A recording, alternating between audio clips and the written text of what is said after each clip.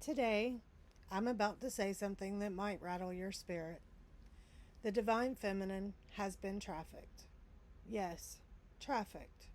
Not only women in flesh and blood, though we know that tragic reality all too well, but the very energy, the archetype, the sacred essence of the divine feminine. She's been bought, sold, twisted, silenced, and used. And it's time for her to break free. Let's start by naming it plainly. Trafficking isn't just physical chains and locked rooms. Trafficking is any system that commodifies a human being or a divine truth for profit, power, or control. And the divine feminine has been trafficked across every institution humanity has ever built. She's been trafficked in religion, where her wisdom was erased, her priestesses slaughtered, her womb demonized, her sexuality vilified, her sovereignty crushed. They rewrote sacred texts to erase her presence, or twisted her into a whore, a temptress, a heretic, a witch. Mary Magdalene went from beloved companion of Christ to prostitute. Mother Mary became a virgin so pure she could barely be human. As if a woman's holiness can only exist without the blood, desire, and messiness that makes her alive. She's been trafficked in society, used to sell cars, perfume, beer, jewelry. Her body is splashed across billboards while her voice is muted. She's worshipped as an object, never as a sovereign being. She's told to be sexy, but not too sexy. Powerful, but not threatening. Beautiful, but never aging. She's taught that her worth is in the youth of her face, the size of her waist, the softness of her smile. She's been trafficked in the New Age and spiritual spaces too. Yes, even there. The divine feminine is often turned into a brand, a trending aesthetic, a soft, flowy Instagram vibe. All goddess retreats and crystal crowns, but stripped of her true ferocity. Her true nature as life, death, creation, and destruction, all at once. Instead, she's marketed as a gentle, passive energy whose main purpose is to attract your twin flame or manifest a yacht. That's not the real divine feminine. That's trafficking. It's taking a sacred truth and selling it as a commodity. So who is she? If she's not a brand, a body, a marketing hook, who is the divine feminine? She's the primordial force that births and destroys worlds. She is the cosmic womb, the cave, the ocean, the molten core of the earth. She is chaos and order, shadow and light. She is intuition whispering in the dark. She is the scream that says, no more. She is the healer who sits by your bed as you sob. She is the wolf that snarls when you're threatened. She is the river that cuts through stone. She is Mary Magdalene, holding secrets of resurrection and gnosis. She is Kali, tongue red with blood, cutting away illusions. She is the Black Madonna, the veiled Isis, the rising Sophia. She is you. Let me tell you why she's been trafficked, why they silenced her. Because the divine feminine threatens every power structure built on fear and domination. She teaches that God is not just a distant father in the sky, but also a mother in our own bellies. Creation and sexuality are sacred, not sinful. Death is not an end, but a doorway. True power is not domination, but co-creation. Healing is messy, raw, and real, not sanitized or performative. Systems of control, political, religious, economic, cannot tolerate that kind of freedom. So they trafficked her, twisted her image, sold her in pieces, turned her into a commodity rather than a cosmic truth. Let's talk about relationships, Because one of the places that the divine feminine has been trafficked most is in the realm of love. How many of us, especially women, have been taught that our value lies in being chosen, in being the good woman, the supportive partner, the perfect divine feminine counterpart?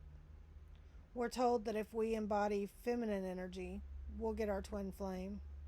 We'll be adored, cherished, we'll finally be safe.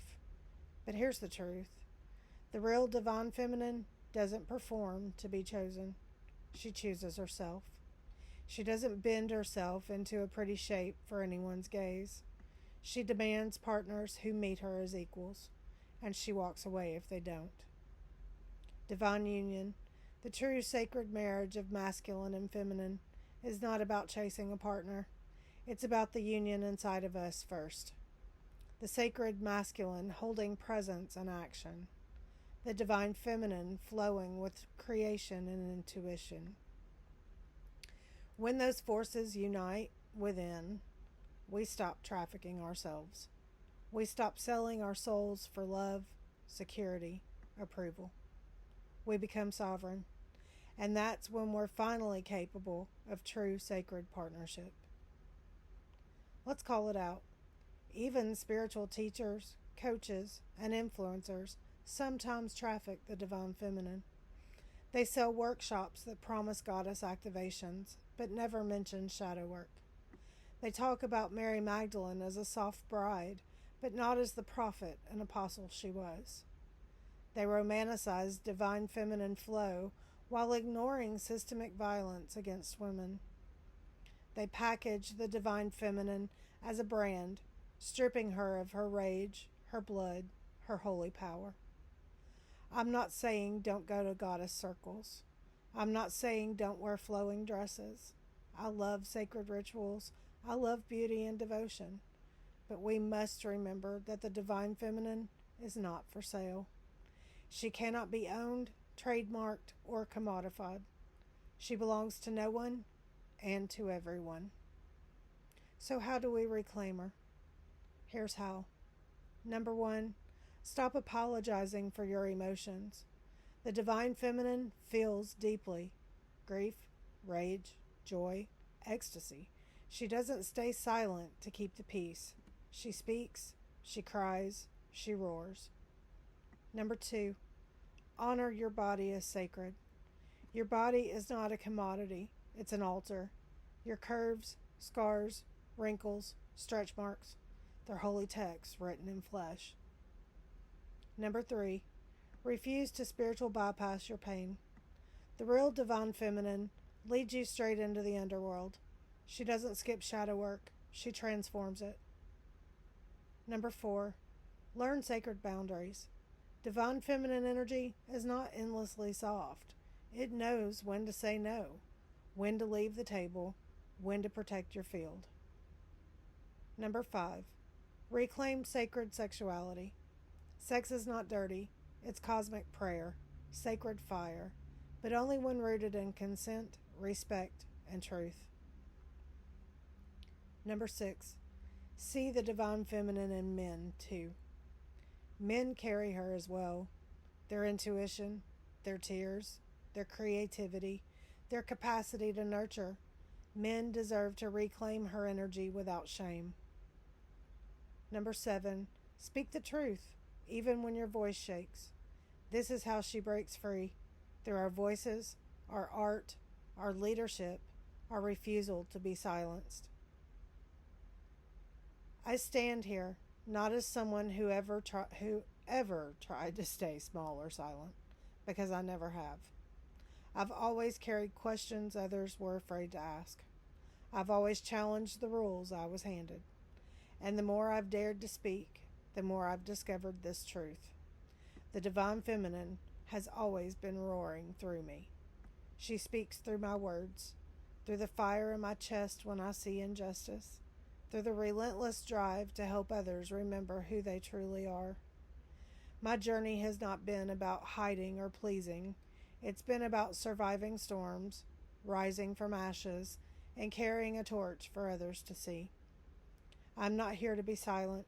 I am here to speak, to shine, to break the trafficking of the divine feminine wherever I find it, in religion, relationships, institutions, or the quiet corners of the human heart. So I say this to anyone listening, whether you've been silenced or whether, like me, you've been loud all your life and paid the price for it. You are not too much. You are not wrong. You carry a spark of her power, and it's time to blaze it. I know some of you listening are survivors of physical trafficking, sexual violence, domestic abuse, or of subtle, invisible trafficking such as emotional manipulation, religious control, narcissistic relationships, societal gaslighting. I see you. The divine feminine sees you. Your healing is not too much. Your pain is not a burden. Your rage is holy, and your story is powerful. So today, I'm speaking these words over all of us. The divine feminine has been trafficked, but she will not stay in bondage. She is breaking free, and so are we. We are the voice of Magdalene speaking her gospel again. We are the howl of the wolf beneath the full moon. We are the fierce protectors of children, of truth, of sacred earth. We are the witches they tried to burn. We are the lovers who refuse to be silent. We are the daughters of Sophia, the mothers of new worlds. We are the chaos and the calm. We are the storm and the still point. We are the divine feminine, returned to flesh. I want to close it with a blessing for you. May your voice rise like thunder. May your body remember its sacredness. May you reclaim every piece of yourself they told you to hide. May you be wild, wise, and whole. And may the divine feminine walk beside you, no longer trafficked, but sovereign and free. If this spoke to your soul, share it. Tag a sister, a brother, a friend, a lover. Because the more we speak her name, the more chains fall away. Stay fierce, stay free. The divine feminine rises in you.